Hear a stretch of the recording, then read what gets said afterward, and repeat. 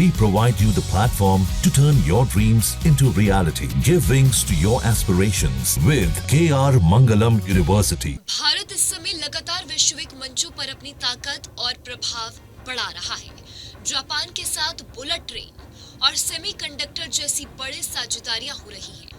चीन में एससीओ शिखर सम्मेलन में भारत की अहम उपस्थिति रही और रूस के साथ भी भारत के संबंध लगातार मजबूत हो रहे हैं। यानी हर तरफ भारत की साख और कूटनीतिक मजबूती बढ़ रही है। लेकिन इसी बीच पाकिस्तान का लिहाजा अचानक बदल गया है। पाकिस्तान के विदेश मंत्री इशाक डार ने शुक्रवार को बयान दिया कि उनका देश सम्मानजनक तरीके से कंपोजिट डायलॉग के लिए तैयार है। उनका कहना है कि सभी लंबित मुद्दों पर, जिसमें कश्मीर भी शामिल है, बातचीत की जा सकती है।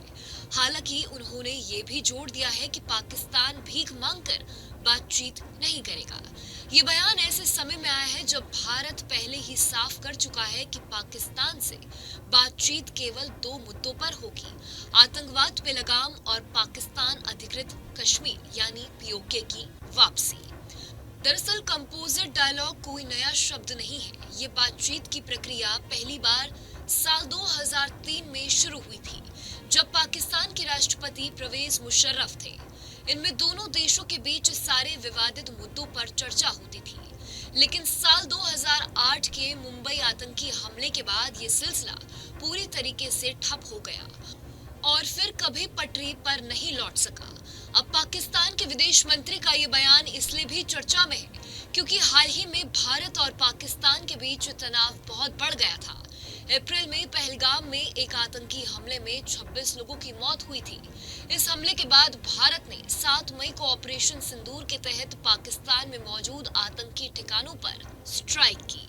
इसके बाद पाकिस्तान ने 8, 9 और 10 मई को भारतीय सैन्य ठिकानों पर हमला करने की कोशिश की, लेकिन भारत ने जोरदार पलटवार करते हुए कई पाकिस्तानी सैन्य ठिकानों को निशाना बनाया। 4 दिन तक चले इस संघर्ष में ड्रोन और मिसाइलों का इस्तेमाल हुआ। अंत में 10 मई को दोनों देशों के बीच एक समझौते के बाद ये संघर्ष थमा। पाकिस्तान के विदेश मंत्री इशाक डार ने अब दावा किया है कि इस टकराव में पाकिस्तानी सेनाओं ने जमीन और आसमान दोनों मोर्चों पर अपनी ताकत दिखाई। उन्होंने ये भी चेतावनी दी कि अगर भविष्य में भारत ने किसी तरह की आक्रामकता दिखाई तो पाकिस्तान समुद्र से भी जवाब देने को तैयार है। हालांकि जानकारों का मानना है कि पाकिस्तान के इस बयान के पीछे असली वजह भारत की तेजी से बढ़ती वैश्विक ताकत और साझेदारियां हैं। भारत इस समय जापान, रूस और चीन जैसे देशों के साथ मिलकर अपने संबंधों को मजबूत कर रहा है। वहीं अमेरिका की नई टैरिफ नीति के बावजूद भारत की कूटनीति कमजोर नहीं पड़ी है, बल्कि और ज्यादा प्रभावशाली हुई है।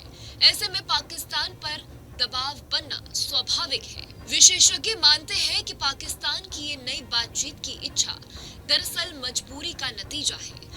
पाकिस्तान की अर्थव्यवस्था पहले ही खराब हालत में है और वैश्विक मंचों पर उसका कद लगातार छोटा हो रहा है। ऐसे में भारत के साथ बातचीत की बात करके पाकिस्तान अंतर्राष्ट्रीय स्तर पर ये दिखाना चाहता है कि वह शांति चाहता है, लेकिन भारत का रुख साफ है।